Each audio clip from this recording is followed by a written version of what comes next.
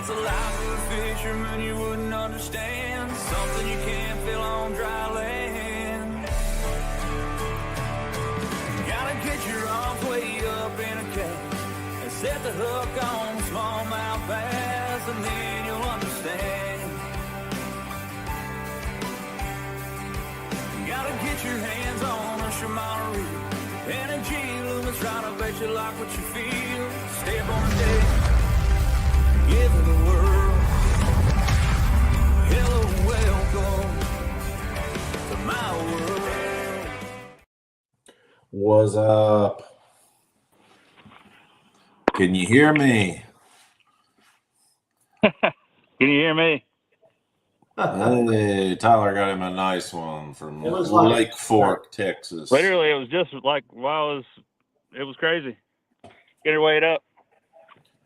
Hey, I might as well be somebody's good luck charm, right? So we are here again with the one and only Chris Ferguson. Thank you for joining us again today, man. Hey, you're welcome. Looks like Tyler's doing good down in Texas on us, there, JR. I mean, this is no good. We got to sit here and be punished watching him catch, big giant fish in Texas here. Yeah, I know. It's not fair. Here we are in the land of the dinks, but maybe not so much anymore. I think Paintsville's making some good waves right now, don't you think? Oh, I've seen several 7 and 8 pounders been caught in the last 3 weeks. I mean, it's crazy. It's really on out there. It's doing good. Yeah. Well, I mean, shoot, you got to think those threadfin they put in. When did that start? Just like I guess 2 years ago now, right? Yeah, Jason Kenner and all of us combined. There's a big group of us of AFIO, Anglers for Improving Opportunity.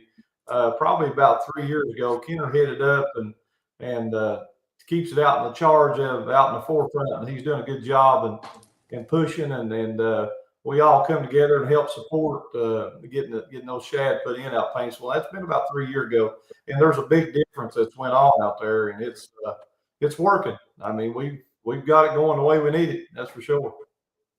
Yeah, man. I'm like, I would love to make it to that day if that's possible. I don't know how. Out of 160 boats, it's pretty tight to get you to that one.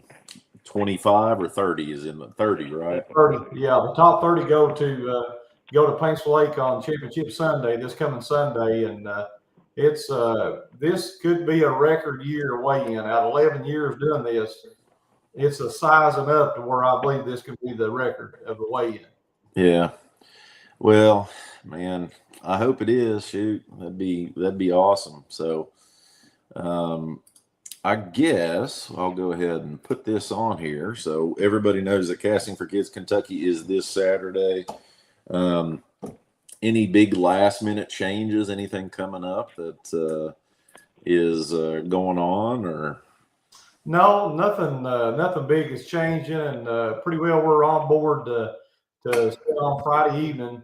The pre-tournament meeting will be Friday evening starting at 4 p.m. We'll have not a good cardiologist in you, but we're going to be having good old burgers. So, we've got Eddie Hazlett and Tiny coming from El Hassan, Ashland, and the cool cookers will be grilling hamburgers fresh and right off the grill, starting at 4 o'clock. And I'm going to probably start doing a lot of talking 5:30ish, and then officially kick the pre-tournament meeting off at 6. But I'll start doing a lot of plugging and sponsor info and work probably 30 minutes prior to get a heads up jump on everything what we got coming. So that's what we're doing.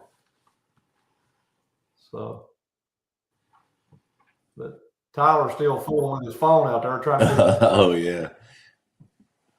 Yeah. He's I keep trying to unmute him, but it won't let me unmute him. I don't know why. You can't unmute your guest because they chose to mute themselves. I will definitely say I'm not quite as tech savvy as Tyler. He's he's much better at it. But anyways, I'm excited to have you back on, Chris. I think that anything that we can do to promote your organization is in our benefit. And I hope this isn't too personal of a question, but I kind of wanted to ask and highlight why you got started on casting for kids and what made you pick the Shriners.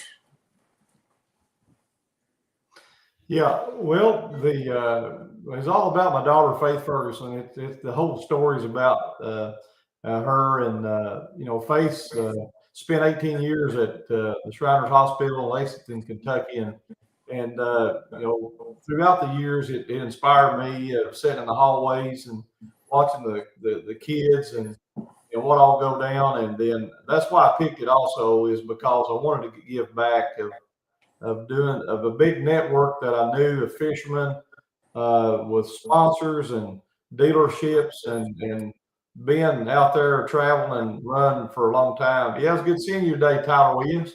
Yeah, I got to see Tyler today at Border Sporting Goods, and shout out to Borders today for Brad down at Border Sporting Goods for giving us 7 or 8 rod and reels that we're going to be raffling off Friday evening.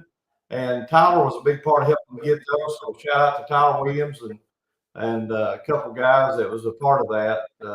Alan Rose was part of it also. But Borders, what they've given us, Doc, probably over the last 11 years, has probably been roughly somewhere around $30,000 of what we raised because we took these raw deals and we raffled them off, and the anglers have come in there on Friday and buy chances on them. Well, they're free. That money goes directly to helping kids. And but back to your question, that's what inspired me with Casting for Kids is Faith, Ferguson, my daughter, and the whole Shriners organization. Is incredible what goes on because you would never believe of how many kids has actually helped, and the stories that I had a guy I was at the gas station Monday a couple days ago now, and I just filled my truck back up, the Rat Casting for Kids truck, and he comes up to me, he said, "Hey man, I'd like to give to that and donate Casting for Kids." So I hook him up. He messages me back today, and he said, "I want you to know that I was a Shriners patient." And he said, they made a difference in my life. And he said, it was a great story. And he said, I'm going to give on the website today. Well, that guy with the roofing company, he gave $1,000 donation today. And that's how this thing has worked for many years. Of how many lives at Shriners Hospital has touched, not only with my family and my daughter, it's touched millions of people around the globe. I mean, it's great work. Yeah, I mean, that's working in healthcare. I mean, I feel like you hear about Shriners and you hear about St. Jude and all of these amazing organizations that, basically put their money where their mouth is to benefit children. I mean, gosh, the Shriners and the way they take care of burns, like their burn unit is incredible. Yeah,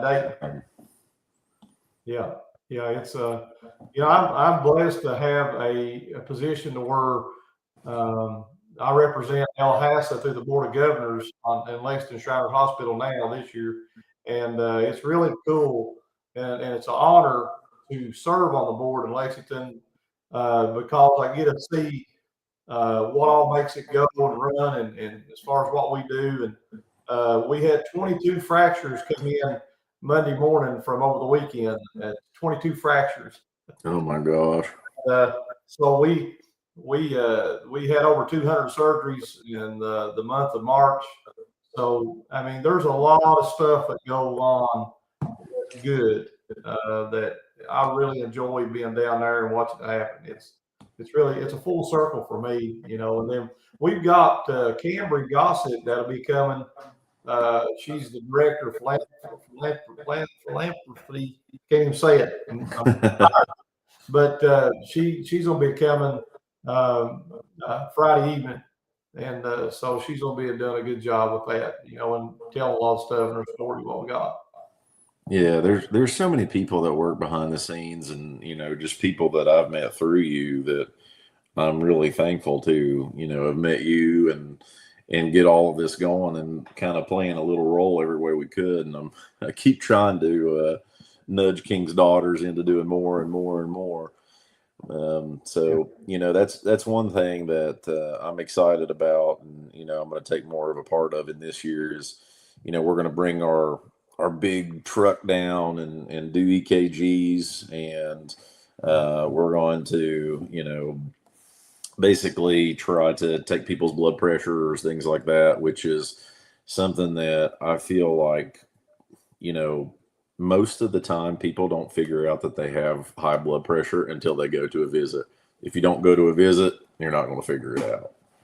Yeah, that's true. I had it back several years back now, and and I really didn't know. I didn't know the symptoms, and so it's really it's something. And I want to thank what you all do with King's Daughters and coming up there and bringing the bus and doing all that. It's really awesome. I appreciate them taking time out to do that. If we can, help one angler, the way I look at it, it's worth everything what we've done with King's Daughters. And they was fortunate. We're fortunate enough to get a check from them, and that helps our cause and at the same time checking anglers out. I really appreciate of King's Daughters Hospital what they're doing. Man, I think about driving that big bus up that little 2-lane road at the end to get up there to Yatesville. I would hate to be driving that. I'm sure that's a challenge down that little 2-lane road. Mm-hmm. So Brent's asking, what's the rule for sharing information about lakes? Like, I hear this bait is hot right now at Paintsville. Is that has to stop now, or how does that work, Chris? The rule is no soliciting of information. So that means that you cannot talk to any third party outside you and your buddy, your partner, so to speak, starting at midnight tonight. So the lake is off limits Wednesday, Thursday, and Friday. So that means you can't, if you get around anybody and someone starts talking, I would recommend you just walk off and leave them and say, I don't think it's true, but I got to get out of here. If you're around a tackle shop, you just got to tell them up front and say, hey, I can't take anything. So even over here in a conversation and standing there listening to it, I wouldn't be doing that because that could not pass that polygraph, which is a very professional. Well, the same people that major tournament organizations use, we use the same one, and they're certified, board certified in the state of Kentucky, the one we use here, and then we got a board certified in the state of Tennessee. So you just need to stay home and watch, do your work, going to from work and take in the old YouTube Bassmaster videos or Major League Fishing is what I do. Anybody that's trying to tell you they was down there on a day off or whatever, you just because that you don't want to fail the polygraph. I wouldn't take a chance. Gosh, I think I'd be so nervous just taking a polygraph. I mean, that seems just kind of intimidating. Somebody's watching all these lines, and I mean, all I know of it is from movies, of course. But well, I can tell you that we won't finish up till probably 8:30 Sunday evening, and we will polygraph first place. We polygraph big fish, and then we take a random out of the top 10 on just a draw right there. mm-hmm. Which we do that draw before the tournament that day on Sunday, and that way it's already set. That way we're not knowing which one we're going to get out of it, and so that's how that goes down. So, but it is very, very thorough, hour and a half probably, the toughest polygraph anybody's ever going to sit down at. Yeah, so basically don't lie and don't do things the wrong way, or Chris is going to get you. Well, this is a great group of anglers here in Kentucky and Tennessee also, but this group is great. I mean, they really they really do a good job. And Tennessee is really coming on good. And we need to get Douglas really fired up, Doc. We need to get May the 3rd. Tony, appreciate it. Can't wait to see. I mean, we can't wait to have you all there also. And I just come from Douglas Saturday down there at my lake house on Douglas. And a good friend of mine's, a longtime Barry Clark friend, right before Easter, it worked out to where he and I got together, and we really had a heck of a day, and it was unreal. It was going to be. That tournament, May the 3rd, is going to be as good of a tournament down at Douglas that I've had yet down there. I can tell you, it's lining up perfect. And I mean, Tony, for this to be your son and your all's first tournament ever, man, are you ever hitting a good tournament to go to? Because you can catch them any way you want to catch them right now down at Douglas. And the one thing I do need to tell you guys, Tyler, also, and anybody going to Douglas, there is a midsection that they've been first of all, they cleaned the whole lake very good. Okay, first of all, they cleaned all the shorelines good, but there is a section in the midsection where Indian Creek is, a couple mile below Indian and a couple mile, I'd say a couple, let's say a mile above Indian, the mouth of it, and a big curve there and below it.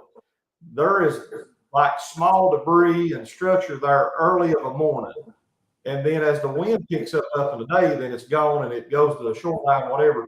But I was out real early this past Saturday morning. I intentionally run down through there, and there in that midsection, there's no full trees nowhere that I've seen.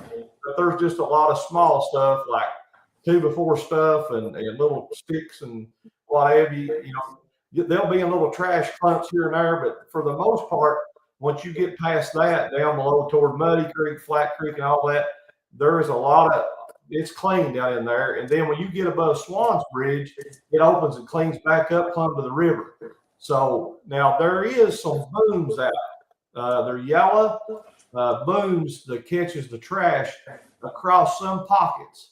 Now they're telling me you can't cross those, but they're those little small pockets or little cuts that they're blocking those off to hold the trash back in those cuts as the water is rising every day about 6 inches.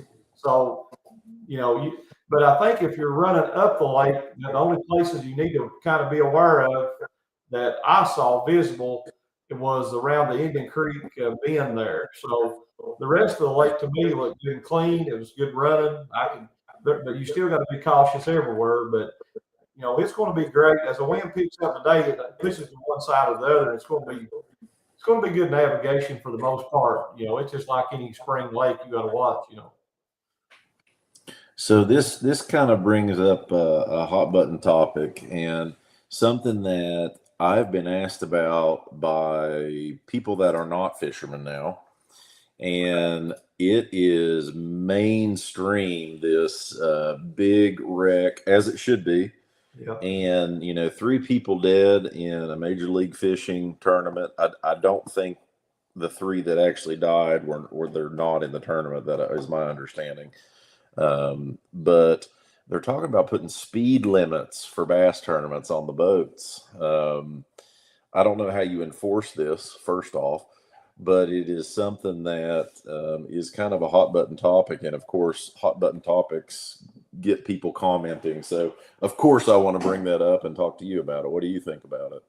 I don't think you could ever police that. First of all, we don't have enough law enforcement on water to check license to do what we need to in live wells because they're just understaffed. It's impossible to ever think about doing that. That won't get off the ground.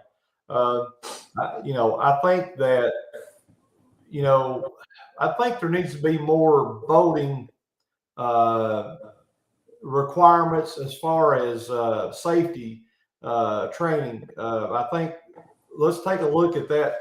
That poor innocent group that was in that boat. That I've looked at that and studied it a lot. That was setting out. I understand, and it was in the middle of the lake, and that's one thing that you should not be doing in anywhere. And I don't know if it was. I understand it was a guided boat that was out there, like for stripes or something, But honestly, they shouldn't be out in the center of that place at any morning daylight in the fog. Or they say, I've heard discussions it wasn't foggy, but anyhow, you shouldn't put yourself that time of day early like that in that position. And that's where I think there needs to be. You need to take a safety class of boating. And I think a lot of states needs to require that to where you take an online course of watching it maybe a good hour. I think that would cut back on some of this stuff because I think your bass fishermen as a general, I think everybody's got a pretty level head on how to navigate.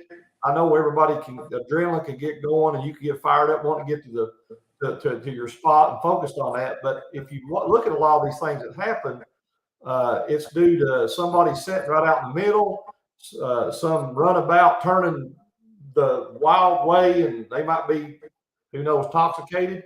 But I think that the bass boat, I guess anglers, I think as a general, I've seen it run pretty good across the country. I've seen a few things that's went down and happened.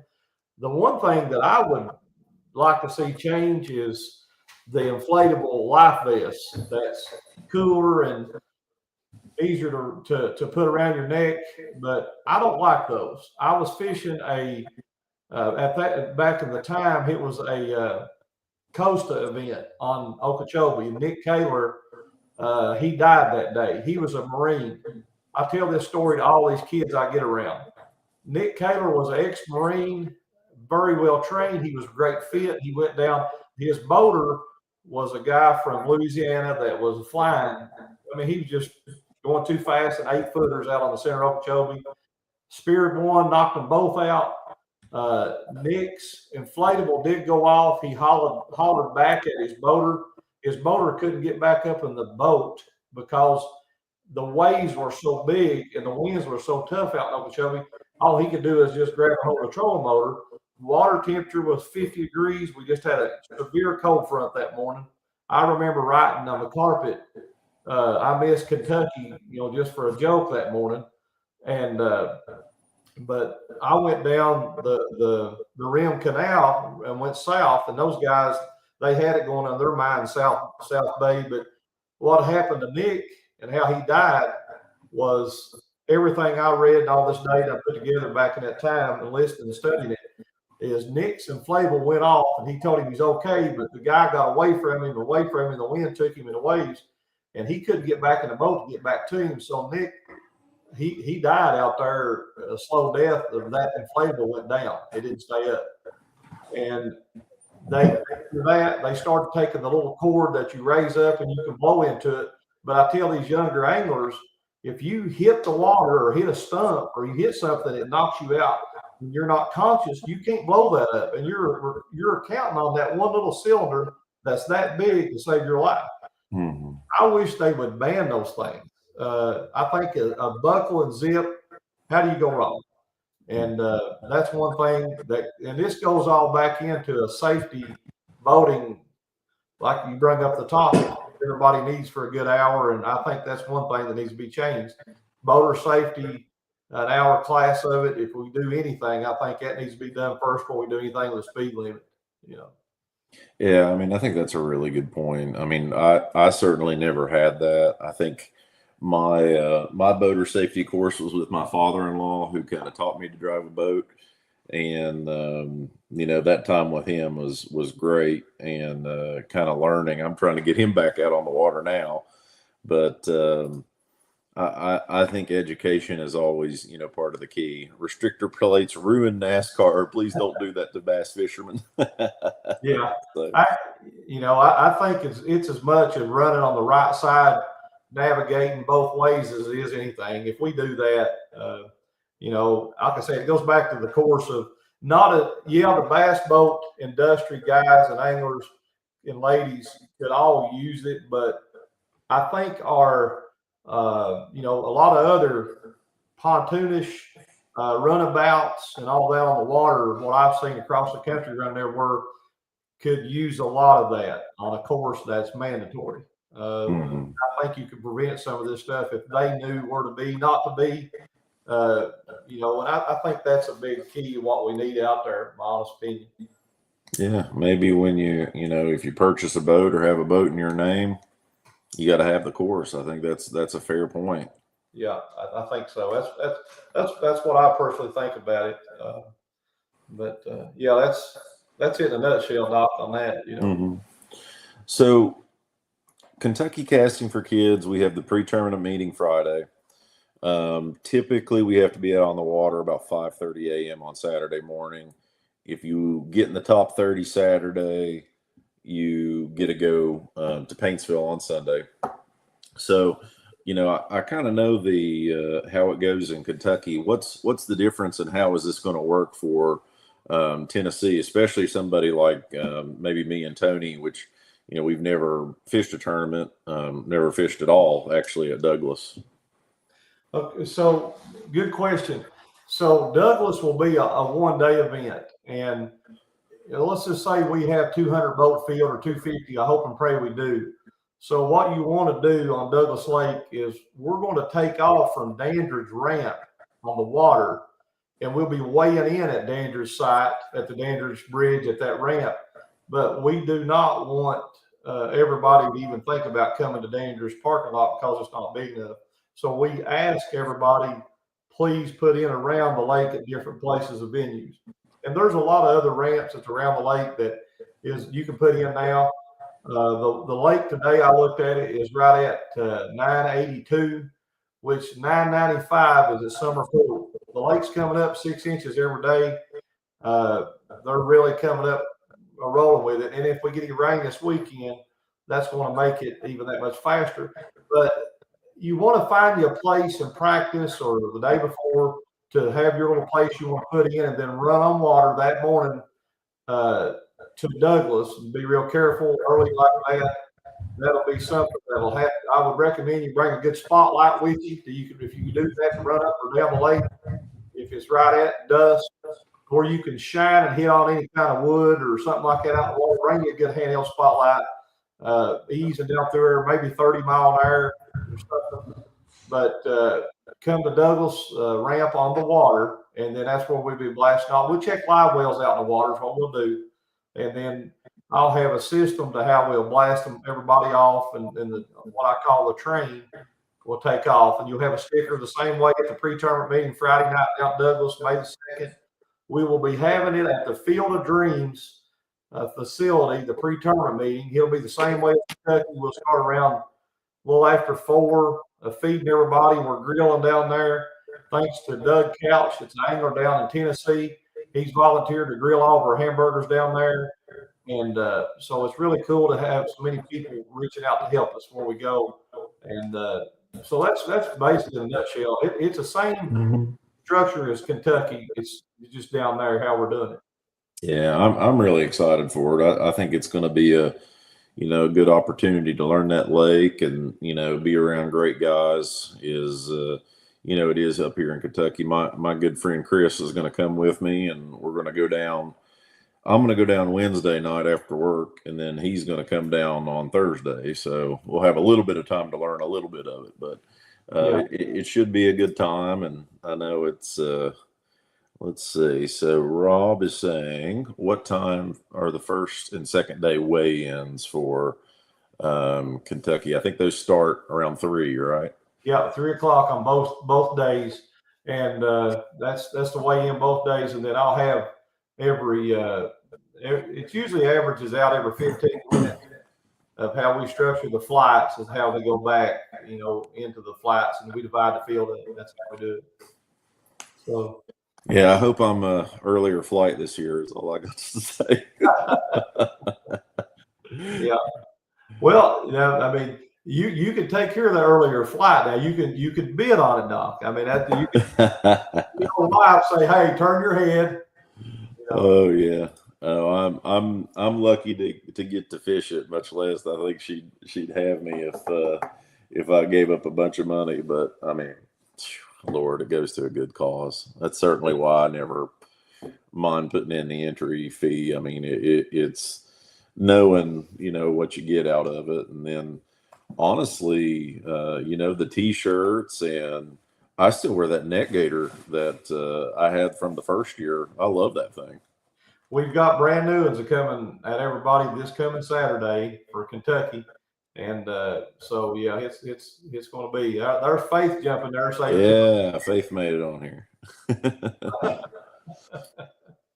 yeah, that's the founder right there. That's Faith. I tried to get her to come down here with me tonight and sit beside me, but she wouldn't do it. She was She's being shy. She should be on here. She should be proud. Yeah, she should be, absolutely. She's been a big she's been a big asset here. So yeah, how about that cool hat you've got on? Can we buy that for well, that we are working with we just had these made. There's only like probably 24 or so of them, but we're working on a deal to where we can have hats and t-shirts. We get and jerseys to where you could click a link off our website and people can buy the hat and the shirts and the jersey if you like. That is the most common question. I knew. I said, look, guys, whenever we start these hats, there are going to be so many people want a hat, and you know. But I said we need to get something on our website where we can take off of this. Yeah, absolutely. I mean, it's a good fundraiser too. Shoot, I mean, I know I would want a hat and a jersey. Yeah. So, they're very, very popular. Oh, good old Ace made it. Hey, look at there. Faith will like seeing that. Yeah, this is for Faith. So Faith will be there Friday. So are we having somebody come in and sing the national anthem again? Yeah, this coming Friday evening, we've got our superstar here in Eastern Kentucky, Miss Marlena Van Hoos, is going to be back, and she's going to sing her national anthem on Friday evening at Kentucky here coming. So it'll be. I look forward to having her. She's a past Shriners gal also, and boy, I tell you, it's an honor to have her. Yeah, that's great. I mean, she did great, you know, each year that I was there. So I guess, guys, I mean, we've been on here about 35 minutes. Any other questions to bring up about the tournaments coming up? Which, man, this kind of put your two weekends together. I didn't even think about that. How you had it spread out over a few weeks, and now it's back to back. Yeah. Well, you know, he put it all together, and I asked our team, and shout out to our team as the best of my family here and all the families of our board of directors, and you know, we've got Tony Gullett, Jamie Collins, Don Hughes, and Big Daddy Rick Daniel. I mean, that's our board of directors, and then everybody works. That crew works year round, and their families all together too. And we've got so many that's out there that helps us. But I ask and run it by them and say, basically, it's the only date we got, and we hit some dates on some other venues that I didn't want to hit, but we didn't have any other options. We was out in May of how May hit and venues and other tournaments, so we basically had to run with this thing. That's all we had is the 26th, and thanks to Morris Copley with the Kentucky Team Trail, those guys said, "Hey, you can have our spot." It was so nice of them doing that, and I appreciate those guys. And I called to ask them. I didn't get 2 or 3 words out. And they said, "Oh, you can have ours. We knew you was going to call." I said, "Well, you're very nice." I said, "That helps take it way off me." And I said, "But yeah, they're back-to-back weeks. It's going to be a tough one." Man, those guys can catch them on that Kentucky Team Trail too. Gosh. Yeah, they can. There's a lot of good anglers that's in the Kentucky Team Trail, and it's you know, it's a good group of men and women, and there's some good trails around in Eastern Kentucky that's impressive. I mean, if you can catch them here, you catch me anywhere in the country. Mm-hmm. Well, I feel like the whole thing is just a real brotherhood and meeting with your team and you, and I can't wait for everything to kind of come together again and see everybody, because it's always really inspiring. Yeah, it is. you look forward to it each year, and it's like a big reunion is what it is, and everybody gets to catch up and see one another and all at one place. And and most important, what we need to add here is the classic and October the 18th and 19th at Chickamauga. I mean, the top 100 boats from this event this coming weekend and the top 100 boats at Tennessee is going to be competing for a total cash purse of $100,000 payout at Chickamauga October the 18th and 19th. And, well, I didn't know it was the top 100, Chris. That's awesome. Yeah. Top 100 boats go to Chickamauga at Kentucky, and the top 100 go to Tennessee out of Douglas. So I'm putting 200 boats on Chick, which will handle it with no problem. And, the entry fee is 100% payback down there. That's to give back to all the anglers to make it a big time thank you for what everyone does. Yeah, and it's nice that it's a different time of year too, so it doesn't concentrate it at all. But that's a cool place to go fishing. That's for sure. Especially with all the grass and everything what we have going. But the kids tournament will be June the 6th and 7th. Mm-hmm. The kids tournament coming up is going to be just unreal. We got Clay Dyer coming. That Clay is a very inspiration to all of us. His testimony is unreal to watch him. It's crazy. Just you'll be blown away how a man can tie a hook with his tongue and his mouth. And he can cast as good as anybody off the shoulder of his chin. He'll be there Saturday, and then we're doing something special Sunday morning. We're actually going to have a church service off the tournament trailer on Sunday morning at 11 a.m. at Paintsville Lake. So we had a big group of people that wanted to come together and join us to do that, and they said, "Hey, we'll get all this going and set up." So that's all coming that June 6th, 7th, and 8th that weekend in June. Well, that's exciting. Yeah. Well, everybody get on Casting for Kids, website and get the donations going for them, and definitely join the tournament. I am going to put mine in tonight. I just have to get my VIN number on my boat because I can't find it anywhere. So I definitely have to put that on there. I've got everything else filled out other than that, so I'll get that going tonight. But I'm excited to be down there. I've got to, like Tony, I've got to get my place to stay lined out. Hopefully I can find something down there. I'm sure it's not a problem with the biggest of places it is. But no, you just checking Dandridge. Look up Dandridge, Tennessee, with Holiday Inn Express up on the hill. And there's a good Hampton up on the hill. There's a couple places. So yeah. All right. Well, thank you so much, guys, for joining in, watching us, and spread the word about Casting for Kids. But thanks for coming in, and we'll have some results for you soon. Okay. Hey, thanks for having me on, Doc. Appreciate you and Tyler. Oh, anytime. I think Tyler's not had good service down there. He would have joined us for a little bit longer. He was on long enough to show us a nice fish that he caught, though. Yeah, we all saw that. Oh, yeah. Well, thanks again, guys. See you next time. See you next time. Thank you. Thank you for tuning in to this episode of On Another Line Live. We truly appreciate your support, and we couldn't do it without all the amazing folks at home watching week after week. A big thank you goes out to our sponsors, who help make this show possible. Malone's Marine, Borders Sporting Goods, Solar Bat Sunglasses, Picasso Lures, Shimano, and Columbia Sportswear. Their partnership allows us to keep bringing you the content you love. We'll see you next time on Another Line. Until then, get out there and lean on them.